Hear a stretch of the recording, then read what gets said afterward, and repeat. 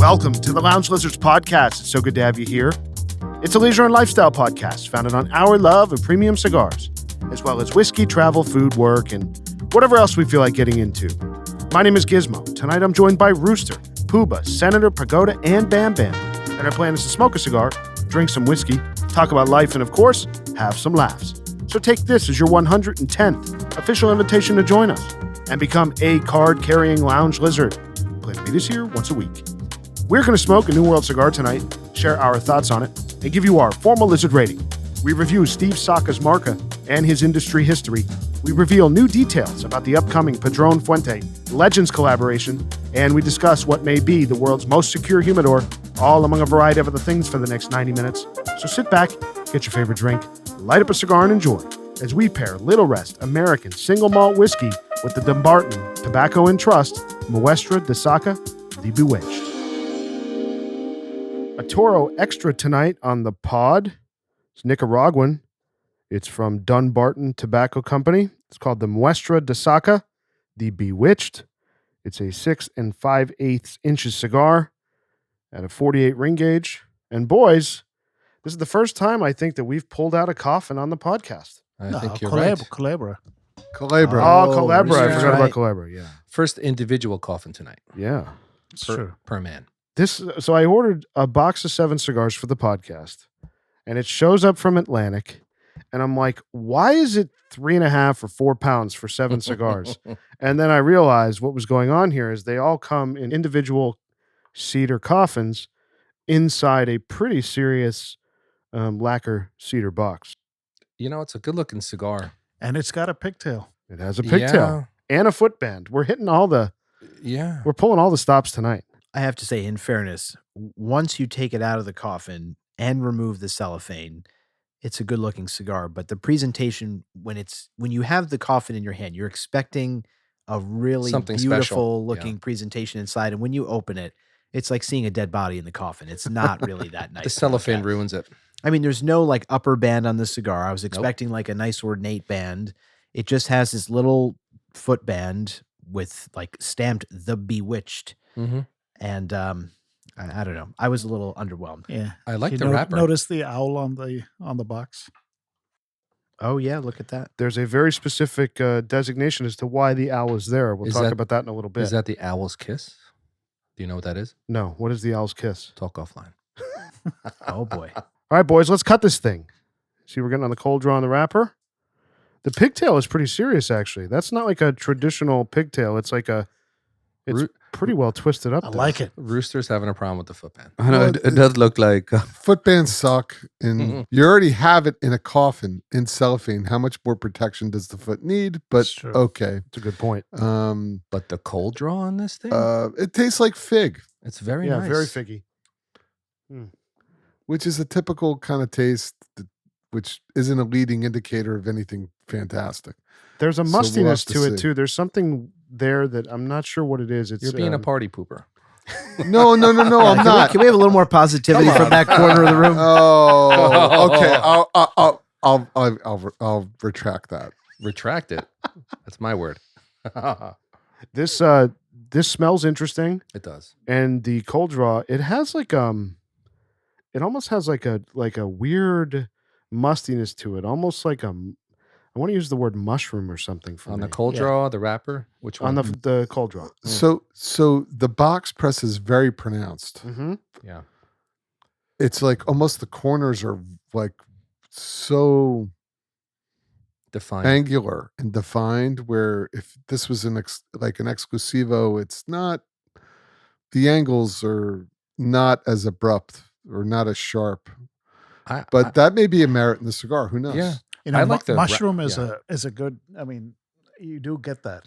I'm getting like a mushroom kind of mustiness to it. When you said that, I think it's spot on, and it's strange that I don't think we've ever reviewed a cigar where we've ever called out a mushroom. That's the first time I've ever thought of the word mushroom, because actually, if you guys know how many times we've shared meals together, I actually despise mushrooms as a flavor. We made you eat them somewhere. You did, and you liked them.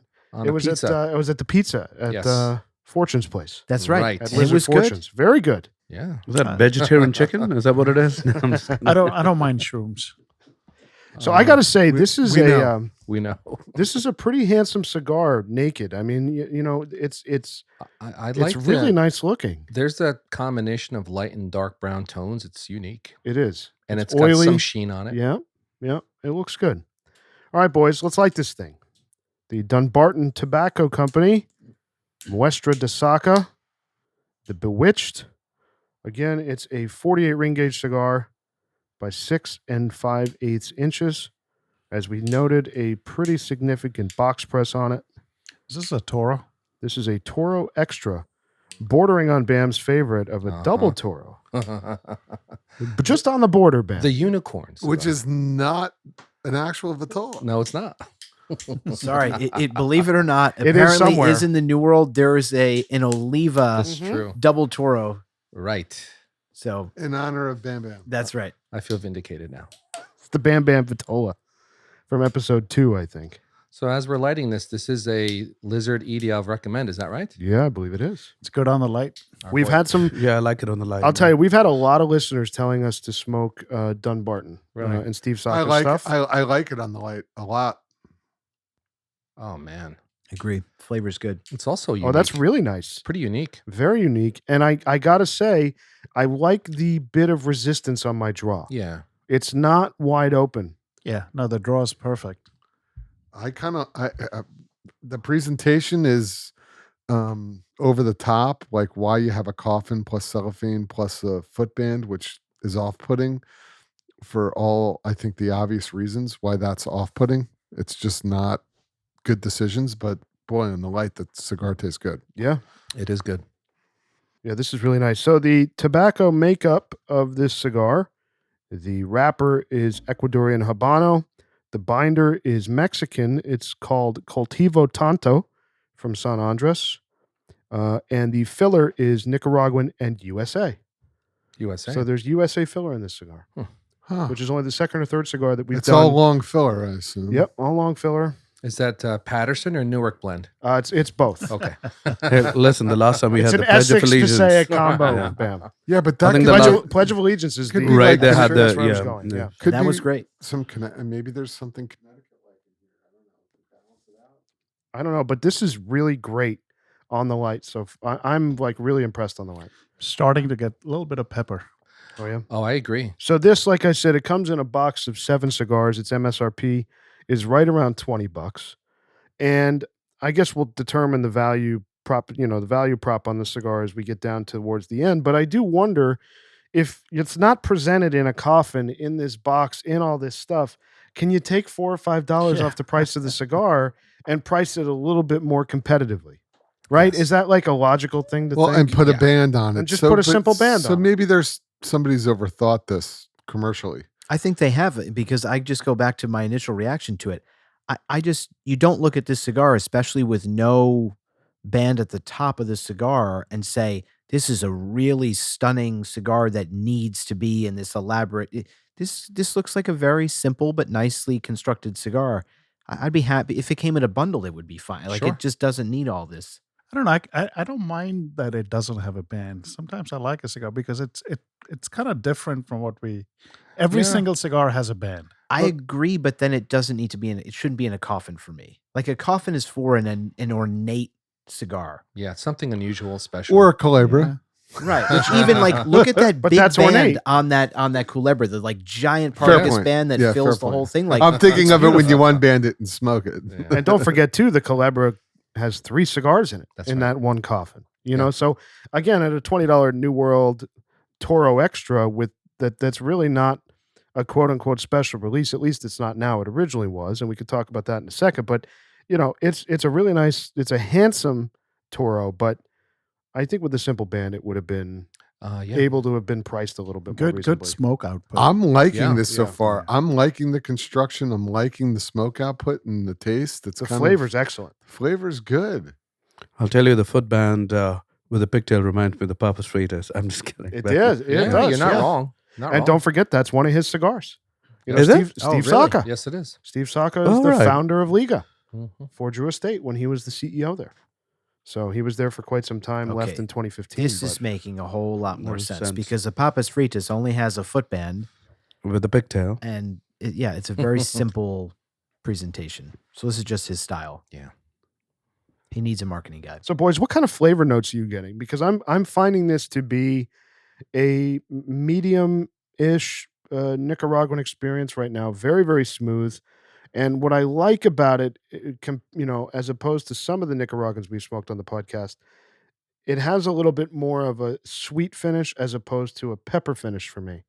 There's some sort of like, I don't want to call it maple syrup or something like that, but like a viscous sweetness that rounds out the finish that really makes it pleasurable for me.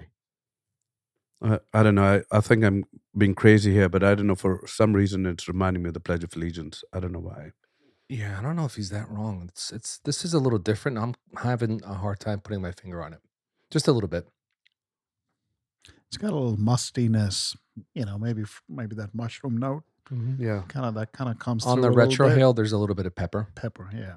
And on the finish of the retro is sweet. That's where I get most of the sweetness for me. Yeah, the thing I'm having a hard time with is what are the sweet notes that we're getting? Because I'm getting it, as Gizmo said, but I can't tell if it's like he's right. cocoa or just baking spice. I think it's just an overall sweet note, which I can't put my finger on. It's Kinda not fruit Kind of like freshly roasted coffee bean. with little a couple spoons of sugar in it. I actually think that's like one of your better comments. Freshly roasted coffee bean. Like when when you smell a bag of like coffee beans that are like freshly roasted, you get that aroma. Well done, Rooster. Yeah, actually, I can see that. I think Rooster actually nailed it. what it is. This is really, really good.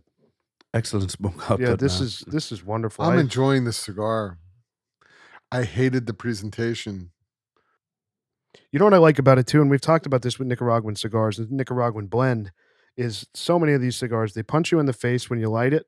They hit you with pepper right away, and then you move into the sweetness. Hopefully it tames itself a little bit, but we're not getting that pepper bomb, that Nicaraguan pepper bomb we get so often. There is some pepper. There is. But it's not But the primary note. Yeah, but it's also ending on a sweet note. Right. Right? Yeah, and it's not black pepper or white pepper. It's just kind of a spiciness. Mm. There's just a little bit of spice, but it's not Right. Christmas spice. It's not totally black pepper or white pepper. It's just It's a nice complement of notes, like spice. I mean, I can't put my finger on it. I think the biggest thing for me, this is just an extremely well-balanced cigar. Whenever we light up a Nicaraguan cigar, we're expecting like bold flavors, and there's flavor and depth to them here, but it's delivered in such a balanced way. Like, look at how hard it is for us to even pick out some of these notes. And it's not that we're not getting flavor. It's just, it's delivered in such a like gentle, subtle, complex way that I think is pretty impressive for a Nicaraguan tobacco to do that. That's not easy, right? Like, usually these flavors are just so bold and in your face that there's not much nuance to them, but I think that this is achieving that. And I think that Nicaraguan tobacco is helped by the Mexican San Andres wrapper that I think Pagoda more than any of us has called out so many times when we've done these cigars. Mexican San Andres over and over are the ones that we enjoy, and then bringing in that USA tobacco, which might be similar to the Pledge of Allegiance or might be from a similar type of producer here. I mean, it not doing full bore Nicaraguan and crossing your fingers with age that it's going to tame down a little bit. I think the blend here is this wrapper is working. not Mexican San Andres, right? It's Ecuadorian. I think that is right, correct. I'm so right? sorry. You're right. It's Ecuadorian Habano. Yeah. The binder is Mexican San Binder Andres. is- Rooster's on his game today. He's on Yes, it. He's he calling is. me out. I did my homework today. Roasted coffee? Well, I feel like this cigar is a cigar due to its length. What's the length? 6 5/8 inches. 6 5/8 by They actually 48. printed on the coffin. Yeah, but they put the Oh. decimal on the coffin, which I thought was interesting. But the 48 ring gauge is nice, and when it's box pressed, it actually kind of, the mouthfeel is even more comfortable. I think it feels great in the hand, it feels too. great in your hand, and it's actually something that I'm gonna slow down with and enjoy and savor a little. I'm right now. I'm enjoying this very, very much. So And- pleasantly surprised. None of us has had this before, right? This is the first Nope. Dunbarton release I've ever smoked. Same. I've never even heard of it. So Never heard of it. Me So- neither. Never heard of it. Dunbarton makes a whole bunch of different cigars. They make a ton of different cigars. They came out. So let me go back. We'll start with Steve Saka's journey. Pretty interesting. He was an engineer and was intending to be an engineer in college. And then I guess fell in love with cigars, at that point or right after college, and wanted to make that his life. So he moved away from engineering. And then when he was serving in the Navy, really, really dove into cigars in right before the early 90s, moved into the cigar industry in the 90s, and then moved to a job at Drew Estate, where he became president and then eventually CEO. So he joined them in 2005. He was with them for, I think, around 9 or 10 years. His big achievement, like we said, is the entire legal line. That was his, brainchild, alongside Nick Melillo, who's now at Foundation, as we've talked about a few times. And then in 2015, he founded Dunbarton Tobacco and Trust, and primarily makes, in his vision for the legal line, Nicaraguan tobacco. So what does Dunbarton itself make? As far as the different lines, Yeah, I'm just curious. This goes back to, honestly, so I'm enjoying this cigar like many of us are.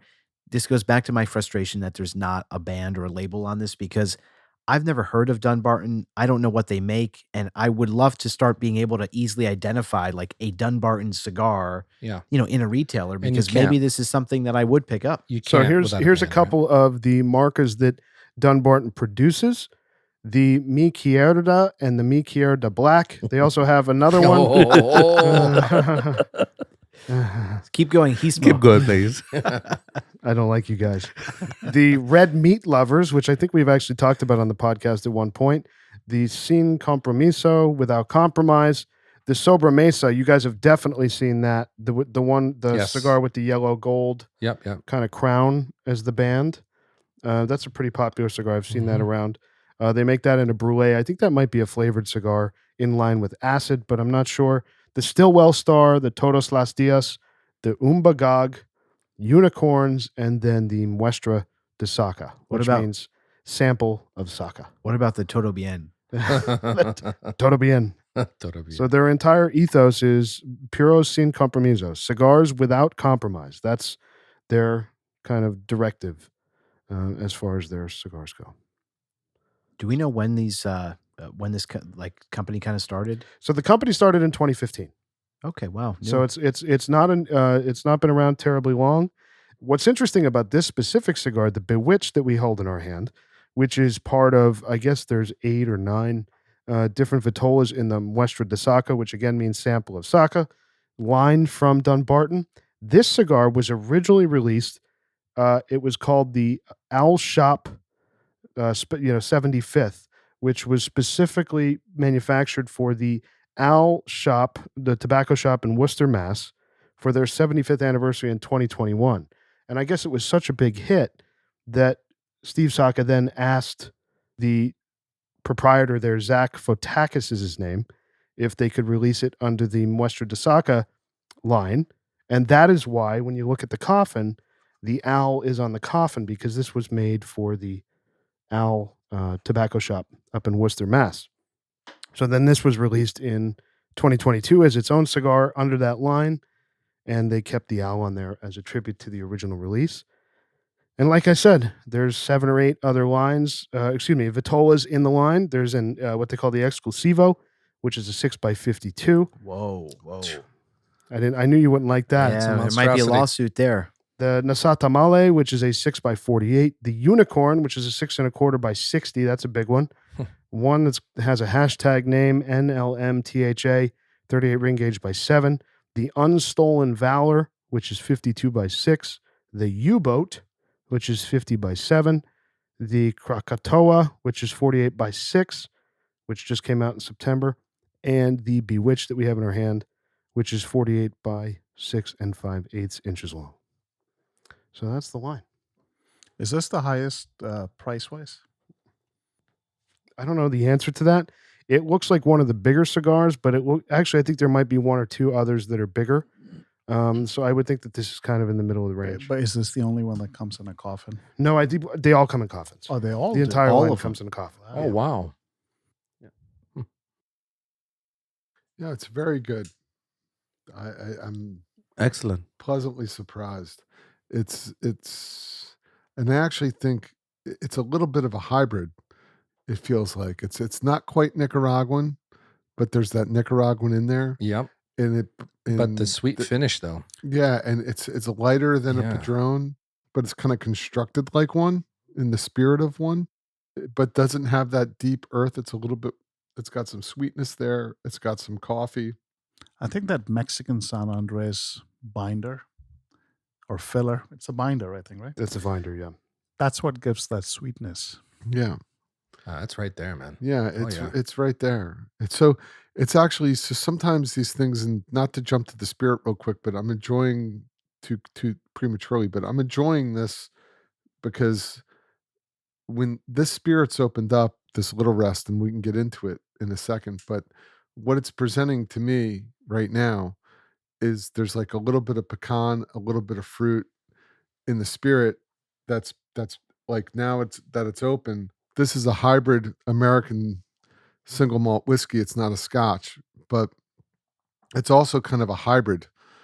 And this cigar is a little bit of a hybrid Nicaraguan. Mm-hmm. Yeah, it's a good parallel as far as the ingredients, I guess you say, or the blend or whatever you want to call it. But Yeah. so what do we have here? So this is called the Little Rest American Single Malt Whiskey, and it's by a distillery out of the Hudson Valley of New York, which would now be our second one that we've done on the podcast. Yep. This is the first single malt whiskey that we've done. I believe the other was a bourbon. Correct. Correct. It's a distillery called Little Rest. The entrepreneur behind this is a gentleman named John Dyson. He's of Scottish heritage. They use it's a single malt that's crafted with just New York State grains. And there's a whole thing that goes on up in Dutchess County, New York. And for the listeners, there's the Taconic Distillery. There's a lot of distilleries that are making spirits up in the Hudson Valley. This particular distillery makes vodka. They also make gin, and it's a lot of investment. It's a lot of time. It's a labor of love, and it takes millions and millions of dollars to actually do what they're doing. And the folks who are doing this type of work are really not doing it for the money.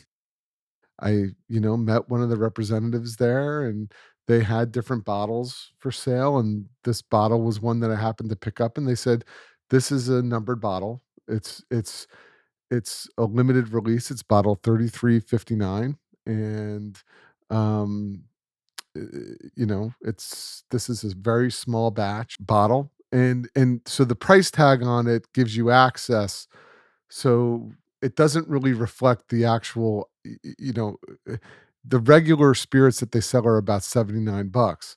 This spirit is to get access to their kind of more small batch stuff. You just pay a premium up front to just get access. So there's the an bottle. It's there's like an entry initiation fee kind of Yeah, thing. it's kind of like an initiation fee kind Okay. of thing. Well, I was about to ask how much that bottle costs. Well, the bottle costs $180, but Okay. that's not. But if you want access to more limited stuff like this, you can gain access if you bought one of these bottles. and you did. So it's small batch stuff. So so have you met? So the distillery is called 10 Mile, right? And this Correct. whiskey is called Inspired- Little Rest. Little Rest, and the 10 Mile River runs through Dutchess County. So the name Little Rest is it's named that after a steep hill near the distillery, which was historically required to take an extra horse to help carts climb it, and the name reflects this kind of place for rest at the hill's summit. And they started barreling whiskey in 2020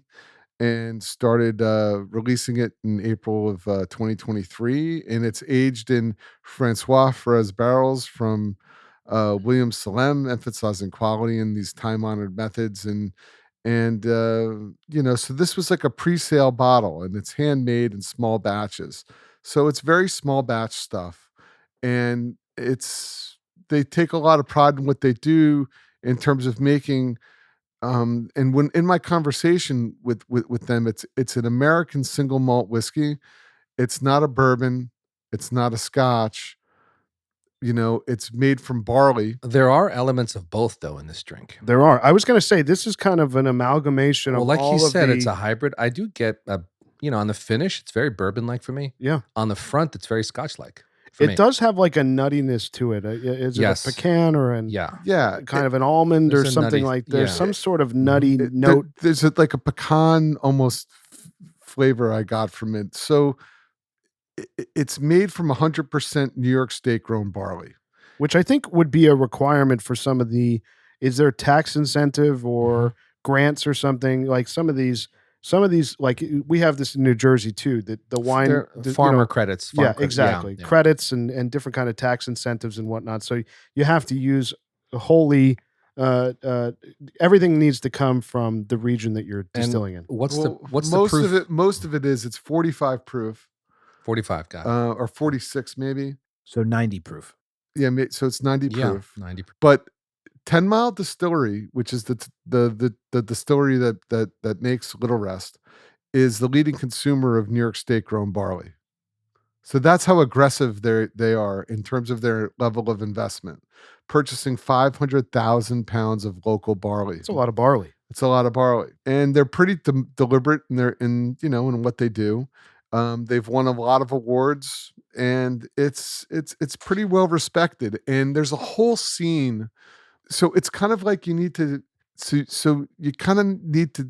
When I look at something like this, you kind of need to look at it and not try and say, well, is it comparable to Macallan and the price point? This is made in the USA. It's made in Hudson Valley, New York, which is like making it in the Hamptons. Mhm. Do you know what I mean? Yeah. The land is expensive. The taxes are crazy expensive. It's just not. So these are people like Right. doing And this they- actually for the love of the business. Right. And they don't have the scale yet for the price point to be all that competitive yet, right? I mean, Right. the smaller They just- quantity you make, the more expensive They it is to bottled it produce. during COVID, Yeah, and they've right. just put out their first release in April of this year. So that's why they're needing initiation fees and access and limited release, and they need to raise money and start to Yeah. recoup some of this investment to keep it going. I have to say, I do like having a spirit that's local. Mhm. It feels good. It's interesting to see something like this that's made within 50-mile radius from where we're sitting right now. Yeah, an hour and 20 minutes. Right.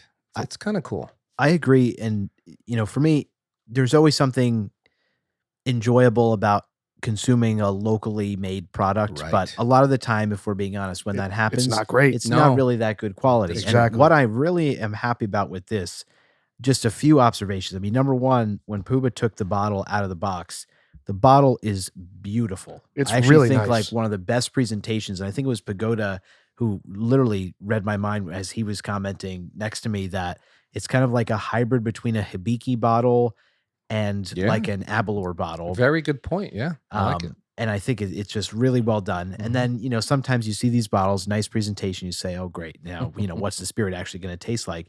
And I have to say, the first thing I noticed, the viscosity of this. Just look at your glass when you move the spirit around. It's just coating the glass. Yeah. And the mouthfeel is amazing. Like the mouthfeel is very like buttery on your palate. So I feel like you just really get to appreciate the flavor of it. And Puba's notes that he called out earlier, I mean, you mentioned pecan and some of these other things, I think are spot on. And I love the commentary around how this is like a hybrid between a Scotch and a bourbon because it truly does drink like that. I mean, I've had some spirits from Hudson Valley and they're good, but I'll be honest, I haven't found much that has been all that interesting. This is like the first thing I've had that it's unlike anything I've ever had in a really It good is, way. right? In It's a really different, cool way. Yeah, it's different. That's exactly, and I think that's exactly like when you speak to them Mhm. at the booth, they're like, this isn't, it says American single malt whiskey. They're like, don't get confused. It's not a Scotch. Yeah. This is our own thing that we're doing. So Well, I love on the bottle, it says, which I think sums it up very well. It says, inspired by our Scottish origins, crafted with locally sourced New York barley. I think that speaks to like there are elements of it that are Scotch-like in style, but delivers a bourbon-like taste along with that, which is and very American. it is. It's well done for what they're trying to do. I Yeah. actually think they've achieved it. The only con for me is I had this without ice prior to icing it down. It drinks a bit hot. Well, if anything, 90 proof is Yeah. going to drink a Yeah. little It's hard to hotter. drink this without ice. No, you put a Yeah. couple. I think it's meant to But be. I have to actually- say though, on the finish, neat was extraordinary. And we mentioned this before that you hit the record button. There's a lot of sweetness on the finish, which carried through even after icing it. That's a merit to this spirit. It just shows the quality of how it. it's nutty and fruity. It's got like a balance to it. And this is my first time having it. I mean, I had like a small taste.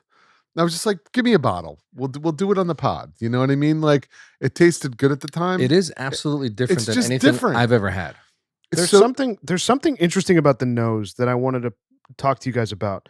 Just take the nose on it. There's some sort of it's almost like a and this is going to sound like I'm saying something negative, but it's not. But it's almost like it's a spoiled, like sweet Oh, I get a little type bit of of that. smell, and it's not bad. No, It's it's like very a unique. It's like a ma- s- it's mashy. There's a funkiness. There's to a it. funk to it. like a very slight barnyard, which is not off-putting at all for me. I like that. but I think it works with a cigar. Yeah. And it's obviously working with this cigar very nicely, thank God. But this is very, very unique. Mm-hmm. And stands on its own, I think, in what we've consumed on the podcast. I just think that this is, unlike any other spirit that we've had on the pod. Yeah. And I don't think that, to your point, I know that, I would, like you said, I was reading too about Shane Fraser, the master distiller up there, who works at 10 Mile and builds this stuff in, like he said, in the Scottish tradition. But, obviously, number one, it's not made in Scotland, so it can't be Scotch. And two, the ingredients, the region, everything about it is very, very different than what they make in, across the pond. So this must be judged on its own, and I think it's standing on its own here tonight. I think the other thing, I think we have fallen into a really good pairing. Yeah. I think like we're talking about this cigar as like a hybrid of all these things, the Yeah. spirit as a hybrid of all these things. And every sip I take of the spirit for me is better than the last. So like my appreciation for it is only growing as I continue to enjoy it. And I have it's to say- bringing out more in the cigar. Yeah. I feel exactly the same way about the cigar.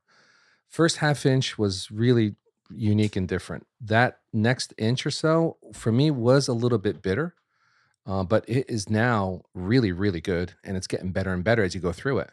And I think sweeter. And I'm It is getting sweeter. like cocoa with that coffee we were talking about. Yeah. Which I like. Yeah. And I think, like the drink, again, going back to it being a very unique and appropriate pairing, is there is that kind of that stank to it. There's some sort of mustiness It's to very it. slight though. Slight, but we talked about it on the cold draw. I'm getting it now, especially out of the aroma, out of the head of the cigar. There is a Umami flavor. umami. Yeah. Can we not call it stank? I don't want to, but I don't want to I don't know focus what on else that to call because I just poured another little dram of this, and it's actually it's like fruit forward in a way, and then finishes with this nutty finish that is it's different. It's like nothing I've ever had. It's whiskey, Mm-hmm. but it's like you can't pinpoint it and say it tastes like Maker's Mark or it tastes like Macallan or it tastes like anything else. It's like totally unique, which I think is like very interesting and What hard do you- to do. Yeah. and I mean- hard to do. Like what they're doing is hard, definitely Right. hard. These distillers are using all the same, product, right? The same materials, barley, corn, whatever they're using to make it. It's hard to blend that in a way that is going to differentiate it from other products. And so I think for a lot of these that we do, we sit here, it's random brands that we're maybe not as familiar with, and we say like, oh, this tastes like bourbon. It's okay. It's interesting. There's nothing differentiating about it. And I'm not going to forget what this tastes like because there's really nothing else to compare it to. And that's a huge credit to it. But like there's like almost a little bit of sweetness that reminds me of, it's like a cognac, scotch, bourbon hybrid. It's like, it's like nothing I've ever had before. I agree. And I want to point out, when I'm talking about the nose having a bit of, what was the word we were using? A funk, not a stank. Yeah. A funk on it. That is not a detriment to me. That is a benefit. It stands alone. You know, for me, my nose, when I smell something that's very unique or powerful, or I attach myself to it and I can remember it. And like Senator said, that is going to stick with me. The nose on this spirit is absolutely going to stick with me. Like, this is incredibly unique, and I think it's a merit to the spirit. Mhm. It's not a negative. And back to my earlier point, I will remember the viscosity and the mouthfeel of this. And I say that because we enjoy so much scotch. I don't look at Macallan, Balvenie, really any of them in a glass and say like there's a lot of viscosity. They're not that viscous of a spirit, but this is, and it just, for me, it enhances the flavor that I'm able to extract from the spirit. Like Right. it just coats my mouth where I'm getting every bit of flavor that it's trying to deliver, where for something that's less viscous, like most scotch, in my opinion, you know, those flavor notes are more fleeting. That's probably why I'm drinking it faster than I have to drink this, right? Mhm. I can take a sip, and this has a somewhat long finish just by the mouthfeel that I'm getting so much without having to keep sipping it so aggressively. Exactly. And that's what kind of cognac has, a little bit of that viscosity. It does. I think that's all. That's it. It's leading back. That's why I'm thinking like it's kind of a cognac-y thing because of the viscosity of it. So it's got like a little bit of viscosity to it, which reminds me of a cognac, but it's like a high proof spirit, which is like a bourbon. But then it's got these like musty notes like a scotch. And you're like saying, what is this? It's like a total hybrid, you know? It's like it's a blend. It's or it's just a unique thing to what And a few the of you raw said material they're sourcing. it gets better and better as you drink it. It gets Yeah. a lot better. Yeah, it just continues to improve. And one piece of ice, I think, is really good to open it up. yeah, Agreed. So if I you put could very pass it little down, ice in mine, and I actually am happy that I did very little, because I think it just needed a touch. I don't think it needed a doesn't handful. need a lot. I agree. Pagoda, what are you thinking? Yeah, about the drink, I think I totally agree that I think it's, I've started to enjoy it a lot more now. I think when I initially smelt it, I thought it was a little overpowering, a little too strong for me. But as, after putting some ice in, after the first couple of sips, I think I've begun to really enjoy it. In the beginning, what I found was, I really enjoyed it when I took the first sip in the beginning in the front of my palate. Got a lot of different flavors, including the sweetness and the fruitiness. But when it went towards the back of my throat, I felt a bit of the sharpness, and but that has dissipated. I've in the last couple of sips, I've really, really, really enjoyed it. Yeah. Yeah, and it's like it's one of the things Ricky Camacho, I think, brought up that we have to think about with spirits. It takes a second Oh yeah, for your palate to kind of adjust, like For a when he's- higher proof spirit. yes, for a higher proof spirit. absolutely. Like when he talks about mezcal or he talks about higher proof tequila, like he's like, just take a time out, let the spirit open up, Go right? slow. Go Go slow. let your palate adjust, and then you'll find 10-15 minutes later, your palate has now adjusted to it, Yeah. and Yeah. you're having a different experience. Similar but slightly different. I think what Ricky was saying with a high proof spirit, you're like afraid of a high proof spirit at first, and so you take these little sips, and your palate is like reacting very strongly to trying to figure out what's going on. Ricky's counsel was to actually take a large first sip of a high proof spirit to just really acclimate your palate. So like someone said they like inadvertently, when he was on, like took a gulp of whatever we were drinking, it was like, whoa, that's a lot. But then their palate adjusted, and every sip after that, Interesting. they were able to enjoy more. So I think with even this, it's like the first sip, you kind of actually want to take a large sip, let it coat your mouth and wake up your taste buds.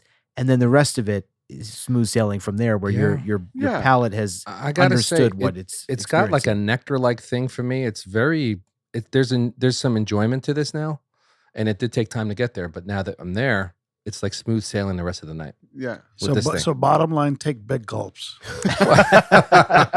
And the quicker you're drunk, the better it tastes. I do think, in all seriousness, it's for the listener. It's something to when dealing with something that's a little higher proof, like over 80 proof.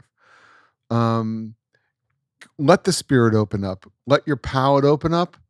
Then kind of do your evaluation. And I think that has merit, that counsel. As opposed to the first sip, letting that be your evaluation. That's usually not a good practice with a high proof spirit. Correct. No, and fair enough. And I also think the nose, right? Like, I think when you, at least for me, at least in terms of this spirit, it was just way overpowering and really strong, I felt.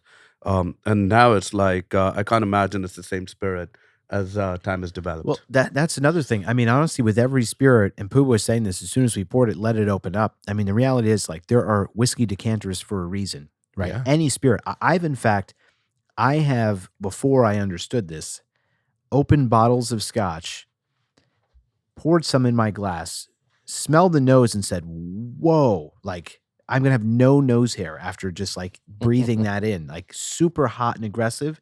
And for a normal proof, not even a higher proof spirit.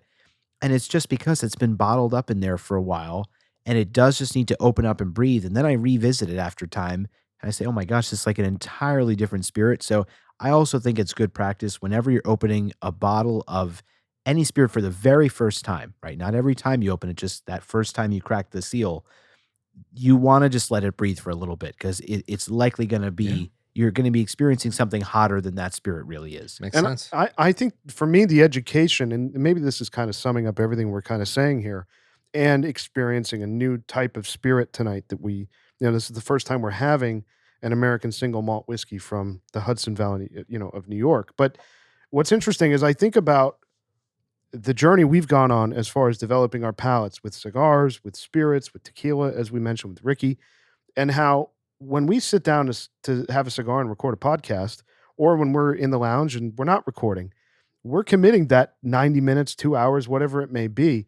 And like you said, you guys have all said, that first sip is very different than the last sip. Mm-hmm. And your palate's adjustment and your brain's reaction to that adjustment is very, in a lot of cases, staggering from first sip to last sip. So for the listener, it's a really important thing to give the spirit time, just like you give your cigar time, before you cast judgment on it, because that first sip is not the place to cast judgment.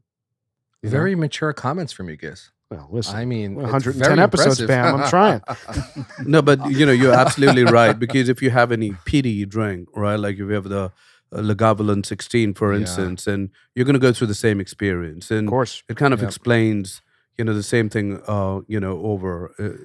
Especially if you've not had a peaty scotch like Lagavulin. You need to nurse that. It's a blast. Or especially if you judge it by the nose. You smell the nose of Lagavulin and you're like, it's whoa, intimidating. it's going to be so peaty. Yeah, yeah. You actually taste it and get it on your palate and you realize, sure, there's peat there, but it's not aggressive. It's not going to punch you in the face that like a Lafroig or something would. So you just, even the nose can't always judge the spirit. And I'm sorry, Bam.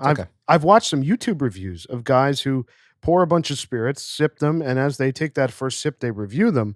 And I've found in a lot of cases, our experience and my experience with those same exact spirits, having sat with them like we do on this podcast for 90 minutes or whatever it may be, I have a completely different experience because they're judging it on the first, second, third sip. That's not the way to do it. You got to let them breathe. There are cigars and spirits that require patience. I would actually buy a bottle of this. This I would slot in for me. Because of the time that it takes to settle in with this drink, it's a great drink between Christmas and New Year's. Nestle in next to the fire with a cigar and spend time with your stick and with your spirit. That's a really, really good candidate for a holiday drink. You know what's good, Bam, is that Pooba paid the initiation fee so he can get us all bottles. Now we're talking. So thank you for doing that. Go ahead, Pooba. Half price from here on. And also, I think what's kind of cool about it's harder. It's easy to brew beer. It's hard to make whiskey. I mean, it's hard to make good beer. It's true. Nobody's making whiskey in their house. People are making beer in their homes. You They're can not make making beer in whiskey. your house. So what these folks are doing is investing millions and millions of dollars. I will say though, I'm not sure if this is a drink for a novice. This is a sophisticated spirit. I think it requires someone that's had a lot of spirits, different spirits, and that knows to invest the time.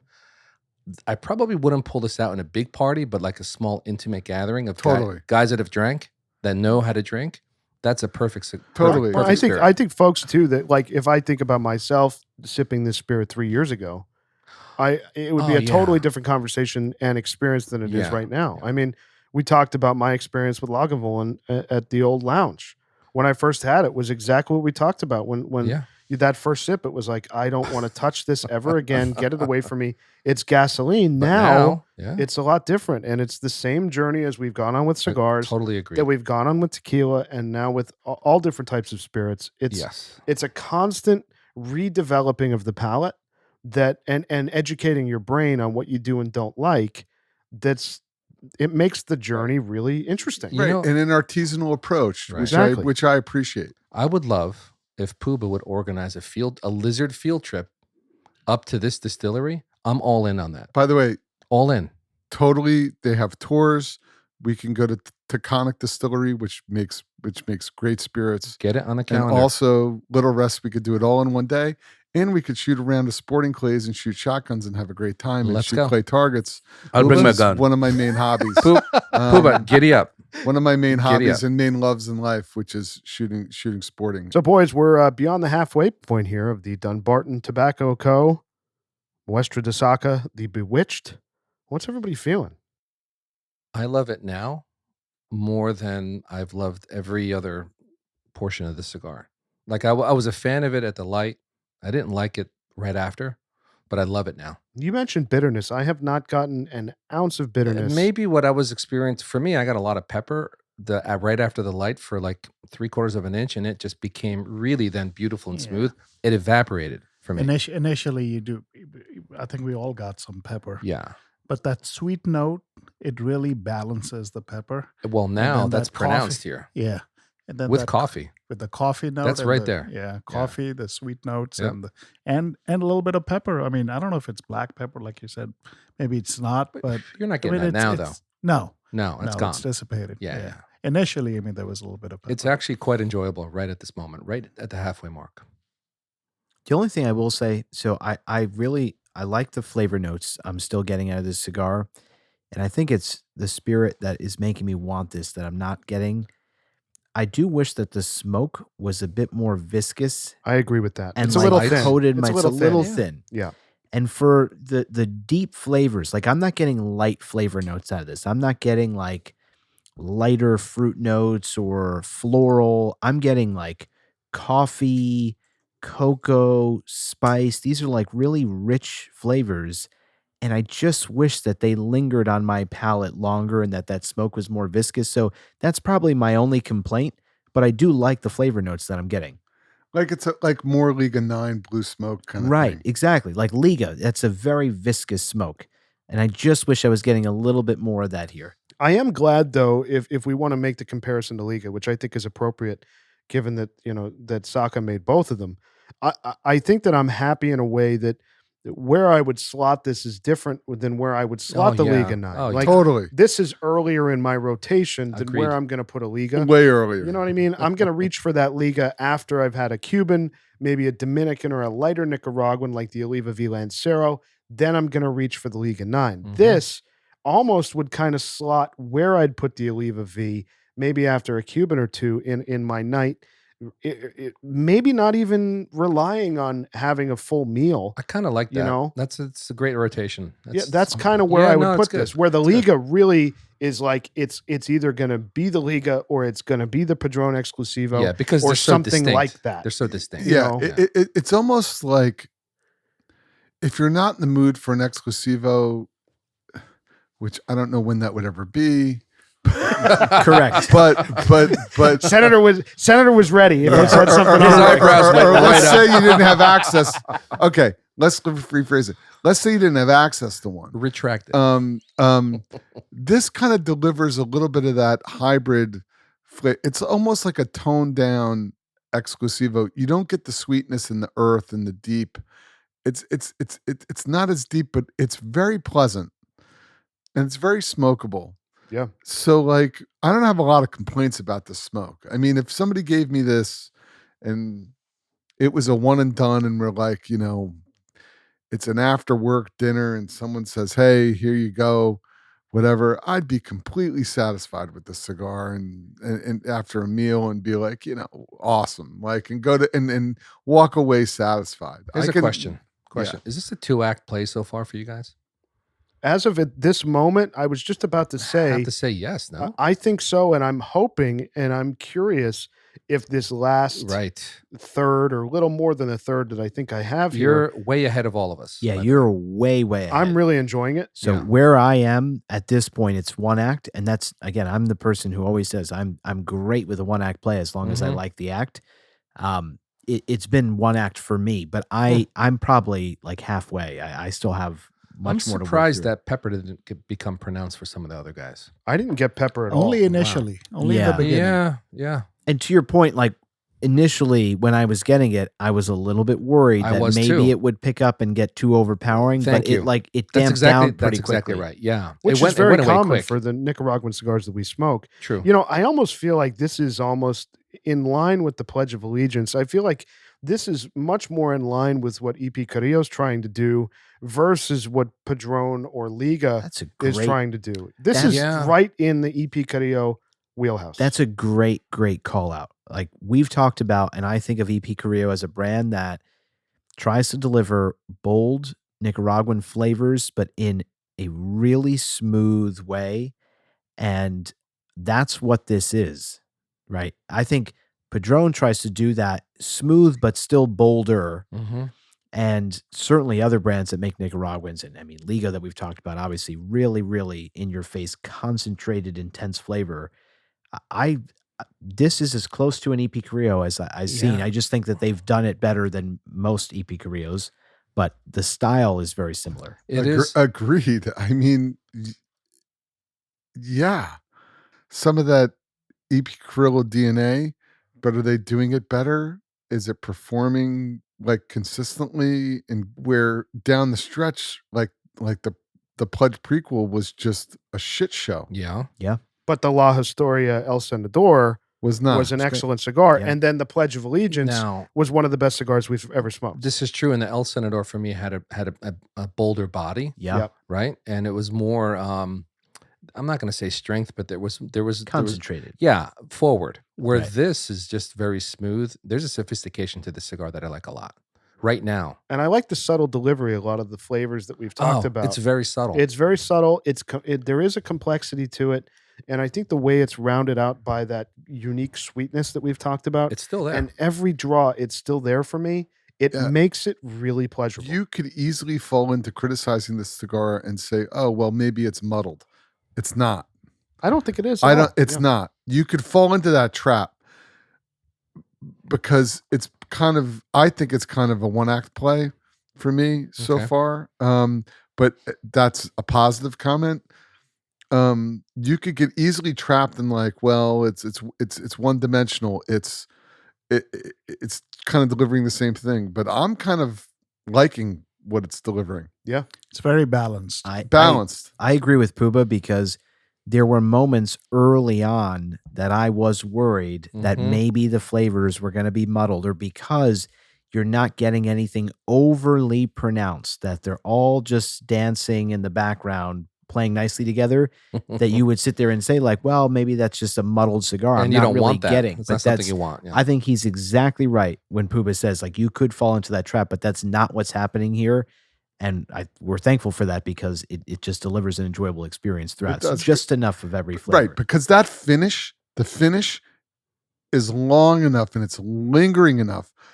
And you're kind of like in between draws, you're saying, okay. And then you draw again and you're getting the separation. You're getting just enough separation, but it's not muddled. It's a merit. It's a hybrid. Yeah. It's almost like it's very serendipitous, this pairing. And how many times has this happened? total accident. but by Because accident. we've not had either of them. But complete accident. Like I like, you could say this little rest, American, single malt whiskey, not a Scotch, American single malt whiskey, is got like, it's like a cognac, but it's not a cognac. It's like a bourbon, but it's not a bourbon. It's like a Scotch, but it's not a Scotch. This is kind of like doing the same thing, which I find, I don't know, very weird that these things kind of come together in this way. I will say that You know what I mean? It's they're hybrids. Yeah, one quick comment on novice cigar guys and gals out there. What we're drinking and smoking tonight, because it could be a little tough for some people initially, especially on the spirit, taking your time and being patient, like you mentioned earlier. If you take your time and be very patient with it and give it the hour and a half that it needs, you're going to get a lot of enjoyment in what you're smoking. So take your time. So I just want to add one bit of nuance. I'm generally in agreement when we're saying that, maybe these are not for the novice smoker or drinker. I think just one important thing that I would add: Scotch as a category is not for a novice. Agreed. Right? So you work your way through usually traditional bourbons and different American whiskeys, and then you eventually graduate where your palate can appreciate the complexity of flavor that comes out of Scotch. And I think that this, for the person who's just started enough of that journey that wants to delve into Scotch, to me, this is a perfect bridge into that, right? Like you're gonna take some of those traditional bourbon notes and start getting these other complex flavors here. Absolutely. And then your palate is going to be perfectly primed and trained to be able to appreciate Scotch. So to me, this is like a gateway into Scotch. And for a Scotch drinker that also drinks bourbon, that knows those notes really well, I think there's tons to appreciate. It's true. And the same thing with this cigar. I think for someone who smokes plenty of New World, especially Nicaraguan cigars, you're going to find lots of enjoyment like we are. I think for someone who smokes milder cigars, maybe not going to be their thing. But I think for that person who maybe smokes milder cigars and it wants to work, and let's say that they traditionally smoke like Honduran or Dominican tobacco, and they want to work into Nicaraguan tobacco that may usually be a bit too punchy or aggressive. Right. This can be a bridge. This is the bridge to that. Yeah. And I think that that's where, so like, I don't want it to sound like for either the spirit or the cigar, if you're a novice, like wholesale, as in like you haven't been drinking these types of spirits a lot or smoking these types of cigars a lot, this isn't for you. I don't think that's the case. I think it's for someone who even has been dabbling just enough, of course, and is looking to kind of take their journey to the next level. These are great ways or bridges to that. And I think my point was time. I think exactly. I think Bam's point is more of taking your time with what we're smoking and drinking tonight. Yeah, don't give up on it too early. Right, exactly right. Sit for the hour and a half, 2 hours. Because of the nature of what we're smoking, these are both threshold or gateway, products, which can take you into other worlds. Yeah. So, boys, speaking of other worlds, I want to talk about the upcoming collaboration that we talked about on the podcast. I think it was mid 2022, the Padron and Fuente Legends collaboration. Oh boy. So there's 20 Padron cigars and there's 20 Fuente cigars, each celebrating the patriarch of the other family. So the Padron cigars are a celebration of the Fuente family, and the Fuente cigars are a celebration of Jorge Padron's father, both who passed away, I believe it was 2016, 2017 consecutive years. So there's 20 Churchills from each brand, which are going to be 50 ring gauge cigars by 7 inches in a beautiful presentation of a humidor, a cedar humidor. Beautiful.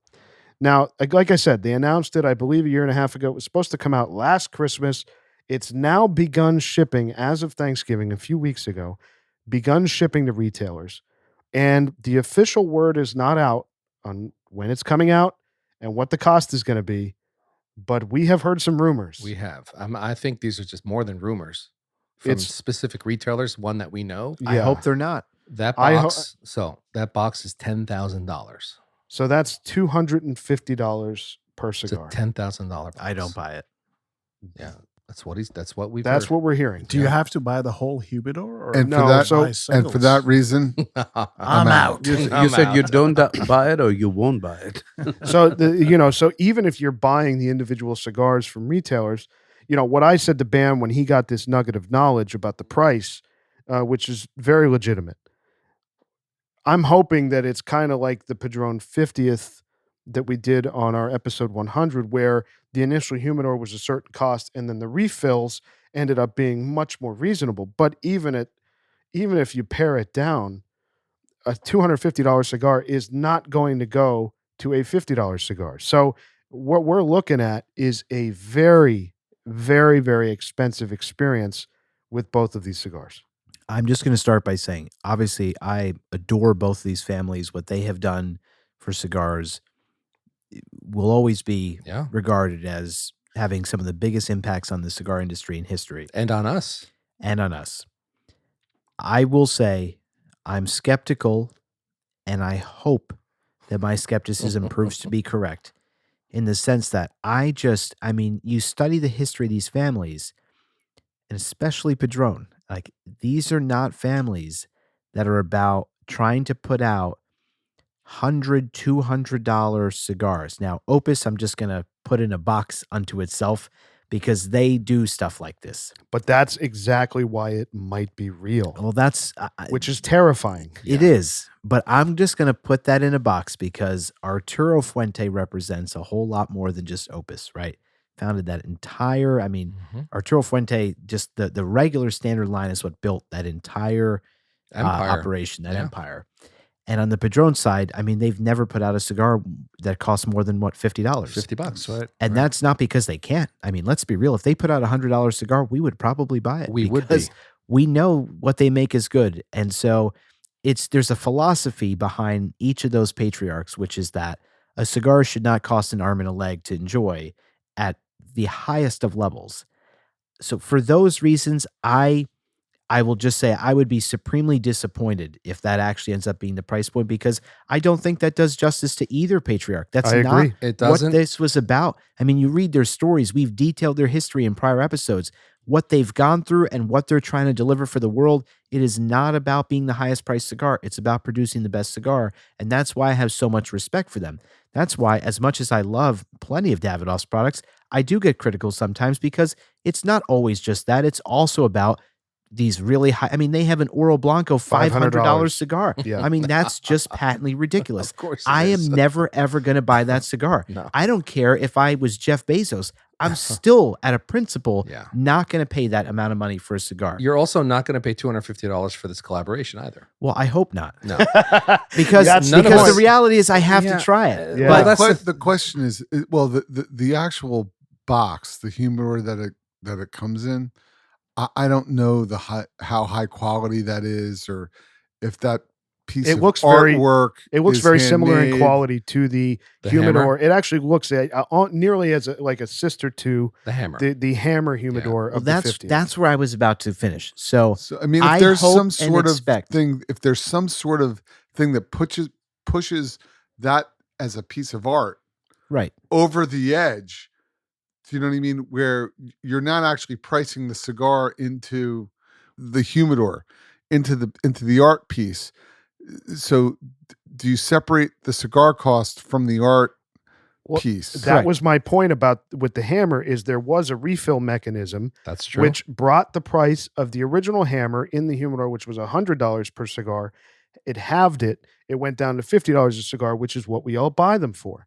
As of this moment, that is not the case. Is it going to be the case in 2 years, 6 months, a year after maybe they sell or don't? However it happens, very much may be the case. But if it's a $250 cigar initially, it's not going down to under $100. No, but is the Never. but is that humidor that it comes in? Is that like? I don't know how that's made. How is that made? I don't know. Yeah. Is it a How, collectible is it item? handmade? Yeah. It's Is it- probably is it very nice. We can so- assume it's going to be Sure. spectacular. It Is looks that really nice. priced? Yeah. You know, It is. like It that's is. priced We're agreeing in. on that. Like how elaborate is that? How beautiful is that? Are you really actually buying the humidor and buying you that are. as an art piece? The point is the cigar that we all want to try, just like every other listener, The question is, what price point is that going to be at, right? So the Mhm. people who want to go and have this great collectible humidor, wonderful. If you want to spend $10,000, go right ahead. I don't think there's any disagreement there. We all expect that's going to be a premium. And if they're smart, and I have no doubt, right, there's going to be a limited number of these. They're probably even all numbered. Great for Exactly. people that want to drop $10,000 on that. Mhm. Not me, but go right ahead. But the point is, the cigar that everyone's going to want to try, these are meant to honor their fathers. Right. I would hope that that is at a reasonable enough, certainly a premium price point. I mean, none of us, when we even first heard this collaboration was happening, expected the cigar would be anything less than $50 and Right. likely more than that. But I just hope it is in some reasonable worlds that Yeah, honestly- most Well, people well, can try yeah, to yeah. enjoy No, it once. So let me say a couple things here. So from a mentality standpoint of Padron and Fuente, there's a couple factors that I think come into play here. I think number one, comparative to what Senator said about the price of that really expensive Davidoff, if they enter the market at a $250 cigar and it comes down to $175, $150, they're still not even close to the higher end or the highest end, let's say, of the market. Number one. Number two, you look at global cigar prices and what has happened over the last few years. Padron and Fuente, neither, aside from the really rare Opus, which I think a lot of that is inflated in the secondary market or even at the dealer level Yep. beyond the MSRP Right. due to demand. Absolutely. I mean, we even experienced that with the Eye of the Shark, which is a Don Carlos release. Sure. Yeah. That's not an Opus, okay? We experienced that there. So demand Right. plays into the pricing. And just quickly there, right? Like the retail price of that It's cigar $30 is like less than that. I think it's 20 something dollars, but Yeah. retailers are selling for like $40 a stick. Exactly. That's right. So you have to factor that in. And I think, too, you look at what happened with Cuban cigars, which I don't think can be ignored, even though we're talking about a primarily U.S. market. People are still paying the high-end prices for Cohiba, Trinidad, et cetera, globally. And I think that also plays into their mentality. And finally, and I think this might be the most important piece of their pricing structure, is a significant piece of the revenue is going to charity. So I think that those three factors validate the potential price being a $175, $200, $250 cigar, because those three things, if I'm them, validate this cigar being a very, very expensive cigar, especially when you can buy an Opus very similarly priced. You can buy a Cohiba for $300, $400, $500, on the global market. So what I'm concerned with is that for everything we've just discussed, that the cigars are in fact going to be $250.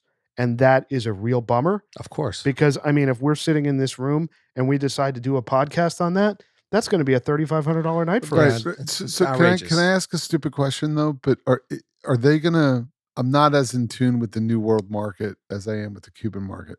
So are you saying that this collaboration between Padron and Fuente for this release, this humidor, and the cigars within, that they're gonna make cigars, those same cigars that you can refill? Like, in other words, are those going to be available?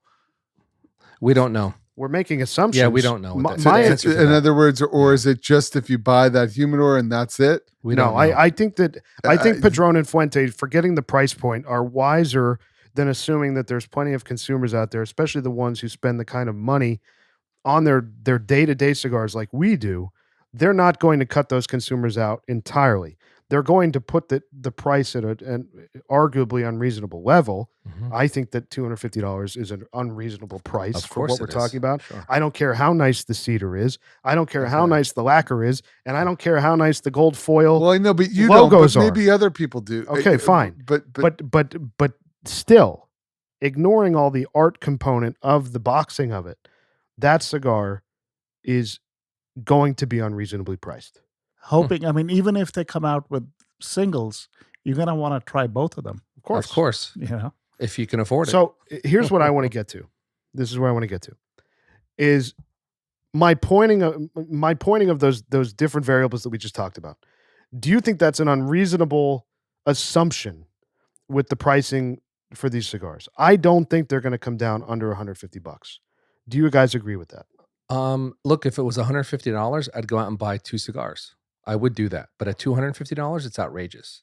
I won't. I'm sorry. The more I'm having this conversation, look, I'm a very principled person. Yeah. Here's where I would be okay with what I'm hearing. If this was just some collaboration that they just decided for the fun of it, right? Padron and Fuente, price it whatever the hell you want. I really don't care. The fact that this was meant to honor their fathers, they know them better than anybody. We only know history that we've read about everything these men have done.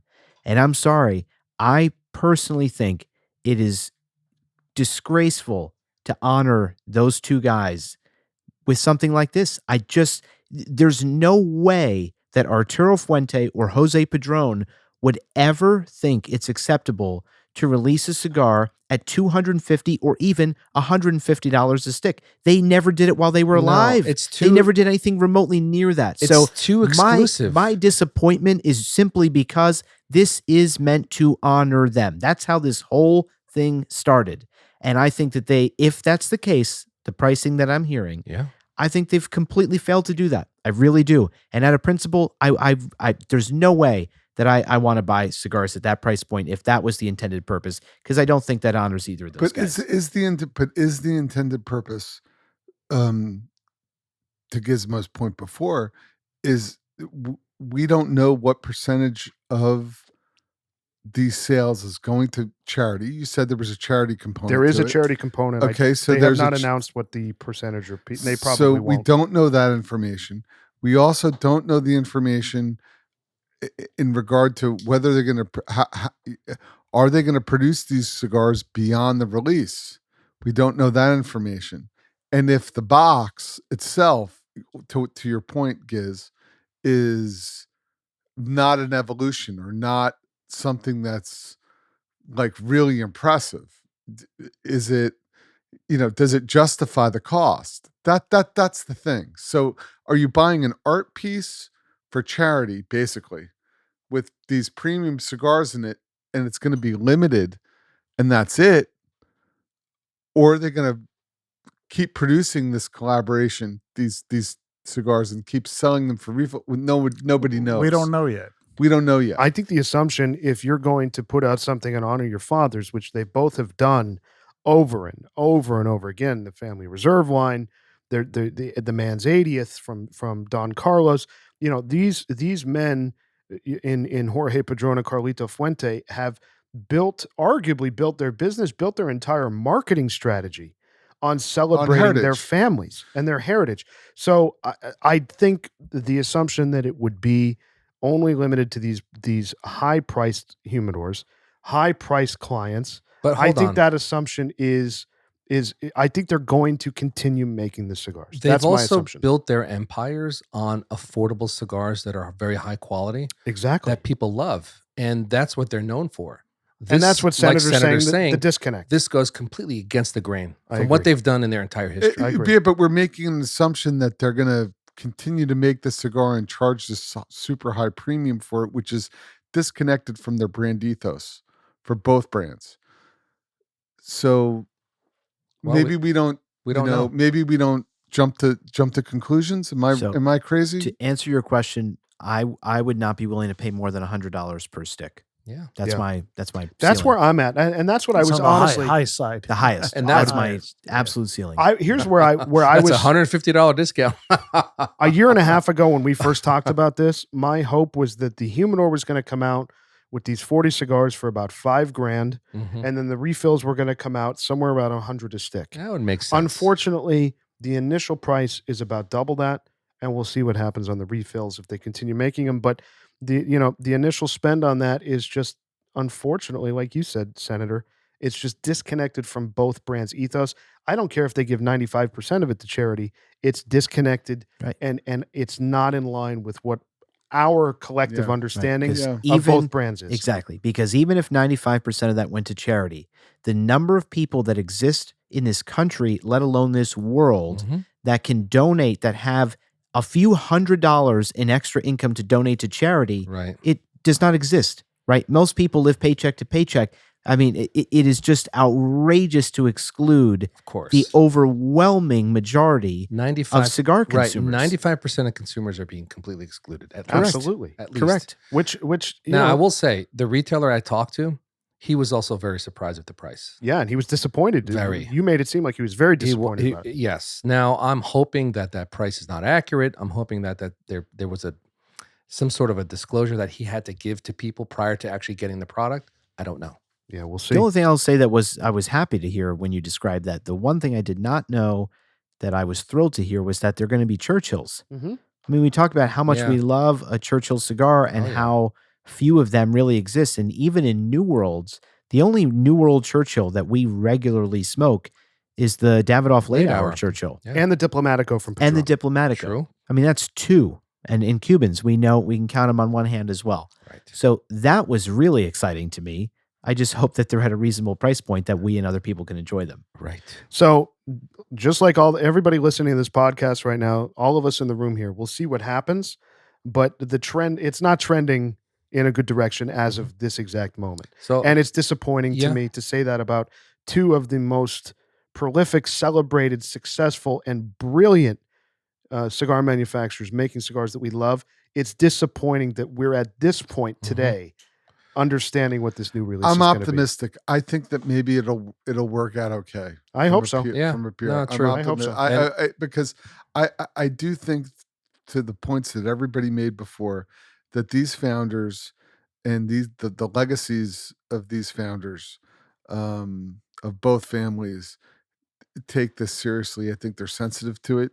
I know that I certainly, you guys have met them. Let's hope that this comes out as not some sort of bad PR or bad Yeah, we'll bad see. move. Mm. But I have faith in Padron and Fuente. Yeah, we shall see. We shall see. So speaking of fancy humidors, boys, you talked about special stuff that might make a humidor worthwhile. Did you guys see Where are we going? Daniel Marshall special? that New World Cohiba, Red Dot Cohiba, oh boy. put out a special humidor priced at And we care. $5,500 for 106 Toros with a biometric fingerprint scanner. Would that make the Padron Fuente humidor worth $10,000? Can you imagine your Cohiba, Red Dot Cohiba, putting out a humidor for $5,500 with a biometric fingerprint scanner? It's called First off, who wants to steal Red Dot Cohibas? Can we Correct. start there? Right. It's a Correct. market. I want to be locked out of a Red Dot Cohiba. Thank you. humidor. Thank you. Marketing gimmick 101. This is marketing gimmick 101.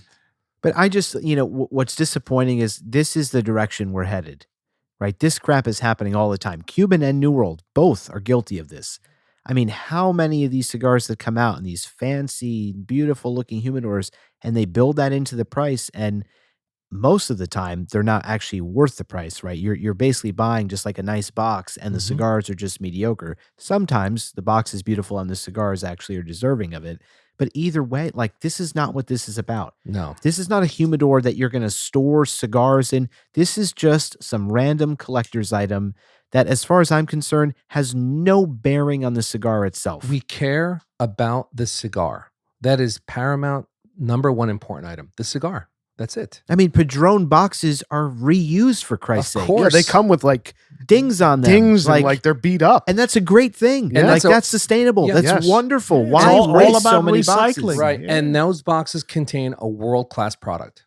And World-class. despite the fact that they're reused, I actually think Padron boxes are some of the nicest cigar They're boxes great. on the market. Yeah, I agree. Agreed. So there it is, boys. The Cohiba humidor opened up All right. with 106 Toros in it for $52 a Yeah, piece. it's for tools. $5,500, limited to 130 pieces. So after everybody in the room buys them, they'll be down to 119 or something. All right. I can't even do the math. Okay. I'm All so right, let's disgusted move- by let's this. move on. So, boys, we're in the last third here of the Yeah. Muestra De Saka, The Bewitched. What's everybody thinking? Can't say one negative word about the cigar. I No. enjoyed the last third, man. I'm It's right been really, down really good. To the final inch, it's so enjoyable. Yeah, I've really been enjoying it. Oh yeah. I thought that the last third picked up in a very nice way. Maybe it was the heating up of the tobacco, but it gave me a little bit of an oomph at the end, which was very pleasurable. It wasn't too much. It didn't get spicy. It wasn't a punch in the face, but I really enjoyed the journey from light all the way to the end. I think the final third got earthier. Yeah. Yeah. That's a good word, And- actually. Yeah. And Actually slightly get a- minerally. Minerally, yeah. I get like a Yeah. tea note. Like a tea. That's Oh, not well, wrong. now, Oh, yeah. now Oh, we're yeah. definitely back to EP Carrillo. Yeah. That's Oh, the yeah. only one of the few cigars that I've legitimately gotten strong. So you tea went notes from coffee to tea.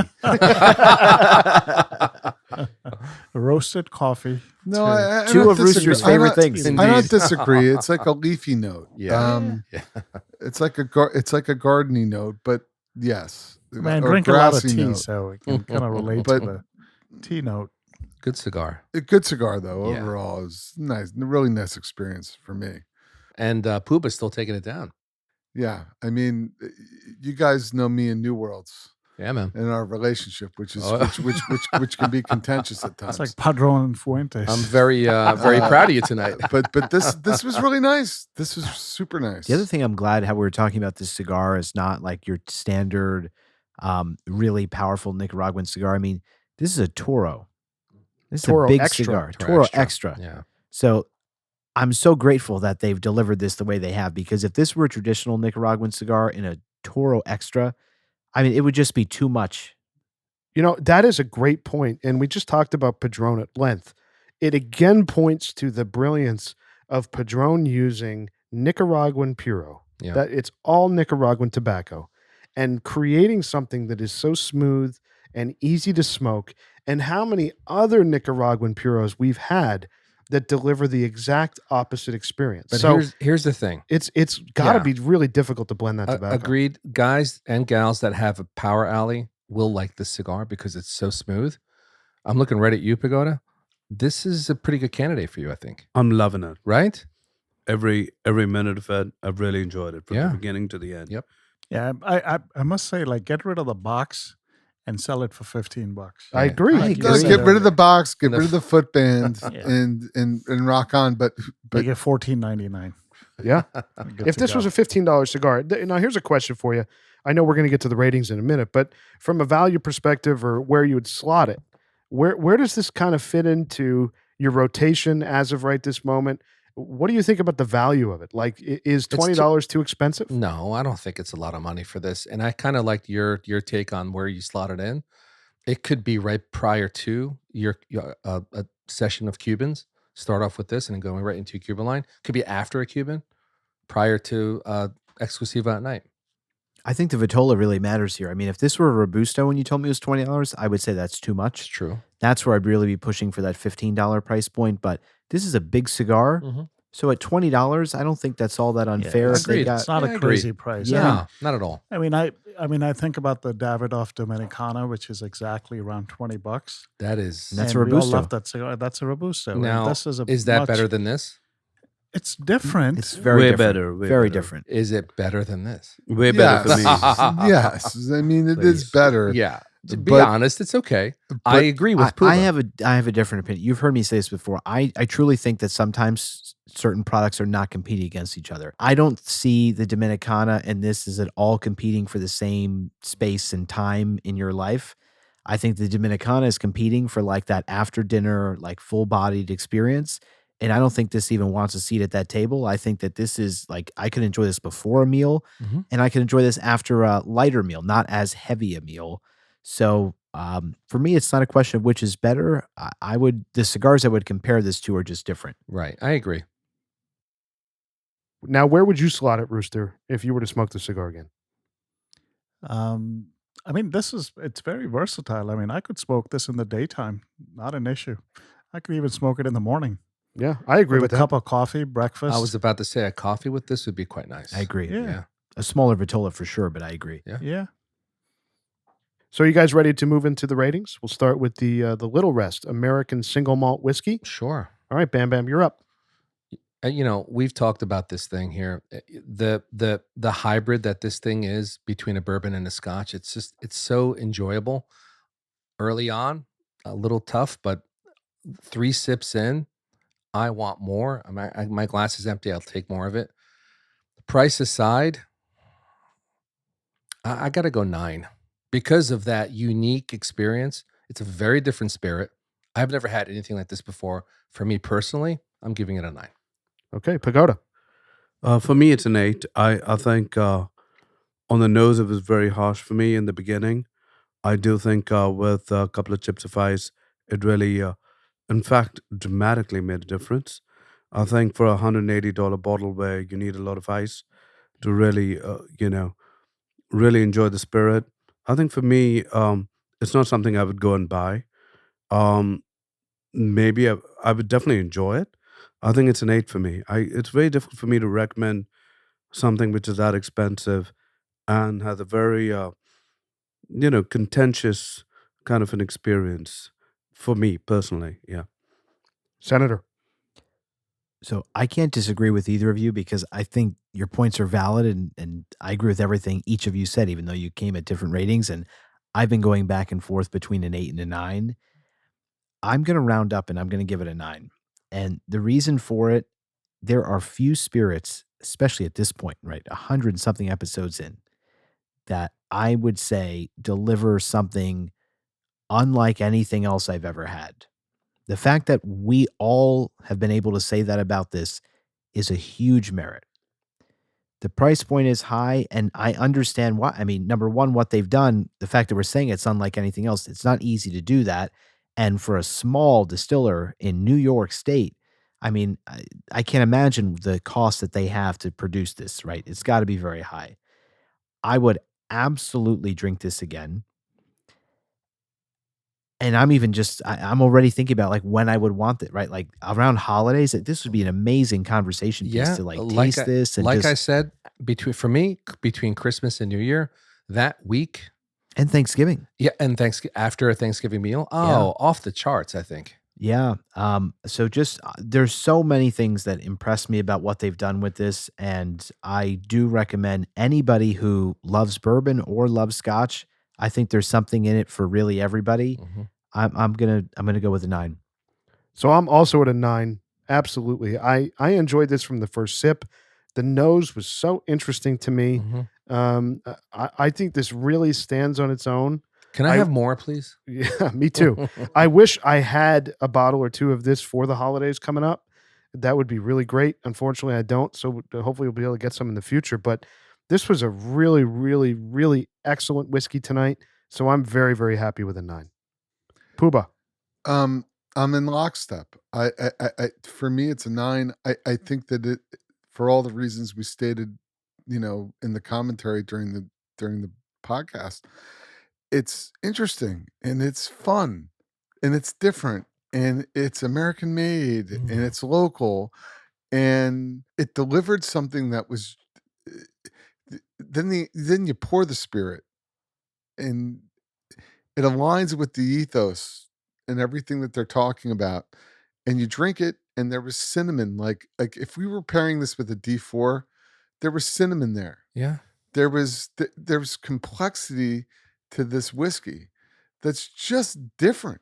It's like it's not a bourbon, it's not a scotch, it's not a cognac, but it had the viscosity kind of a cognac.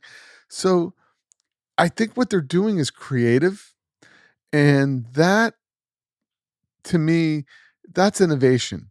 And I think people who are out there innovating, whether it's with cigar blends or whether it's with distilling, which is a hell of a lot, I think, complex and more expensive to do, it was really a cool experience. I only had one taste of this before I brought this bottle here to introduce it to you guys. I didn't know how it would go over.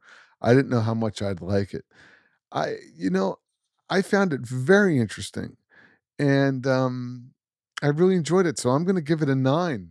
It was complex and interesting and cool, and for that I give it a 9. It's going to be an elite composite score. So the formal liquor rating, boys, is an 8.8. Yeah, it's very good. An It's 88 great. tonight. That's a great score. Very on that. good score. Just two things that Puba said, I just quickly want to emphasize. Number one, the cinnamon note you called out. I can't believe I didn't mention that earlier. You really do get this, and saying this would pair really well with a D4. I actually agree. I think it would. And the second thing, just Puba mentioning how the spirit itself actually really aligns with the ethos is important, because think of how many spirits that we've reviewed on this podcast where there's some elaborate story as to how they came up with this interesting new spirit, and it totally falls flat, right? Fruity decadence. Fruity decadence. I mean, there's a dime a dozen of these experiences, and for this to be one of the few that every word they say they actually deliver on True. deserves a world of credit. It's true. So the one thing I wanted to just pile on really quickly before we get to the cigar rating is you mentioned the D4, the Partagas D4. I think, and I felt this almost from the first sip with that little, funk that we were talking about. I think that this would do really well with most Cuban cigars. Even absent the cinnamon note that you might get in D4, I think this would do really well with a Bolivar. I think this would do really well with a Monte Cristo. Yeah, not every Cuban. Not but everyone, yeah. but I think there's a Yeah. lot of the an H Firmly- Upman number 2. It would go Honestly, really well the E2 with this guy. That too. An It's E2 like would be great with this guy. firmly medium Cuban cigars. Mild Cuban cigars, no. Right. Totally. But Right. firmly medium, I love the call outs. I agree. Like Monty 2, I The mean, E2. all the Bolivar, Yeah. Bellicoso's feet. I mean, Yeah. they'd be home runs. Yeah. All right, boys, let's move into the formal lizard rating of the Muestra De Saka, The Bewitched. Rooster, you're up. So I really enjoyed the cigar. It was very, I wouldn't say complex, but very balanced and left a long finish. I like the notes that I was getting out of the cigar. So, but I'm at an 8. Okay, Puba. Yeah, I'm between an 8 and a 9. I was too. I'm between an 8 and a 9. I'm taking price out of it. I'm taking everything out. I've given other cigars 9s. I mean, I smoked it down to the end. I'm gonna go out on a limb and give it a 9 Look at you. because Wow. I'm gonna. Yeah, I am. Because it delivered a very nice experience and a very pleasurable experience for me tonight. So that's where I'm gonna go. I'm also at a 9. I normally wouldn't reach for this size. I certainly, if I saw this in a shop in the coffin, it would not attract my eye to it. No. But when we pulled it out of that coffin, out of the cellophane, took the footband off, finally got the cigar in our hand, it was really, really handsome. And from that first cold draw all the way to the last draw, putting the cigar down as a nub, I really, really enjoyed the experience tonight. I'm so pleased that I found it to be a medium to maybe at the end medium full affair. I thought that was really great. So I'm very comfortable with a 9. I think that we absolutely need to try more of the Saka releases from Dunbarton. Agreed. Senator. So I'm aligned that we need to try more. This was definitely a revelation for me, having never heard of this brand or certainly tried any of their cigars. I suspect everybody before me has been deciding between an 8 and a 9. I think for this cigar, I'm going to go with an 8. And it's not to say that this wasn't very close to earning a 9, but my only complaint, the reason that I had to round down a little bit, is the spirit I needed to help the cigar sometimes deliver more flavor that I wanted. And the final third, I did not enjoy as much as the first 2/3. And so I would definitely smoke this again. I'm also going to slightly ding it on the presentation. I'm sorry, it's a $20 cigar. There's no reason that I should be disappointed with the presentation.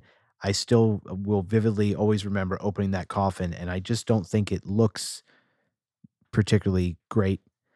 But what they've done, taking Nicaraguan tobacco and blending this in a way that delivers such a smooth and enjoyable experience throughout, deserves a world of credit, and that's why an 8 is a strong recommend. I Sure. would definitely smoke it again. I would recommend it to someone. I'd hand this to someone for them to try. But the only thing that precludes it for me from that 9 is there were just several moments that I wanted more, and I love Nicaraguan tobacco. So, I'm kind of in the Padron camp in between, like a Liga in this. And if it just would have gave me a little more of that, it would have rounded up. But for those reasons, I'm going to be at a solid 8. Pagoda. For me, it's a 9. I was thinking about the Pledge of Allegiance, and I think I give it a 10 because I enjoyed some of a little bit of the citrusy and what I'd call the orange and marmalade kind of flavor profile, which was present in the Pledge of Allegiance. When I had this, as it was somewhat reminiscent of it in the beginning, very pleasant on my lips in the front of the palate. I think after an inch and a half, I think the The second, there were about a couple of inches where it did feel very musky. I think when you took it right in the thing, and I think that's what's brought the rating down a bit. But I having like said that, that, though. I do too. I like yeah. that. But having said that, it's been overall a very, very pleasant experience. I will smoke it again. I will recommend it to my friends. And I think a lot of the people I know who smoke cigars are going to enjoy this. For me, it's a definite 9. Okay, bam. All right. Well, I'm down to less than a half inch, and that's rare for a New World. I have no ammonia, no bitterness at all. So it's still extraordinarily smooth. And I'm still retrohaling at this point. For $20, I have to give this a 9 because it's for me, I have the exact opposite take that you have, Senator. The middle and end for me were incredible. Incredible. Yeah. The beginning was okay, but for me, it still merits a 9 because of how smooth it is right down to the very end. Listen, if Pooba gives a New World a 9, It's it's so difficult to go It's below high that. praise. It's very high praise. Listen, just for that, I'm going to give it a 9 again. It's a 9, a 9, a 9. Okay. So, boys, the formal lizard rating on the Dunbarton Muestra De Saka The Bewitched is an 8.7. Wow. That is very high praise. So It's let's great. compare it to some of the cigars we talked about tonight. We'll start with EP Carrillo. We did the Pledge Prequel, which was, as we know, was the cigar of the year. A couple years ago, we did that on episode 5. Long time ago, that got a 6.5. Not good. We did the EP Carrillo La Historia El Senador. We talked about that. We did that on episode 19. That was a winner at 8.8. And then we did the Pledge of Allegiance, the limited edition from 2023, America. on episode 87, and that got a 9.6. So this falls right in, Yeah. right under the La Historia El Senador, That's a good score. and certainly, about 10 points under the Pledge of Allegiance from EP Carrillo. The other one I think we should mention, just because of Steve Saka, of course, is the Liga number 9 that we did. We did that quite some time ago as well on episode 10, and that got an 8.4. So this did edge Wow. the Liga Privada number 9. Episode 10. But I do- 10, I do- 100 Wow. episodes ago. Wow. But I do wow. think that we were very conservative when we started raining cigars. You can't change your rating. For good.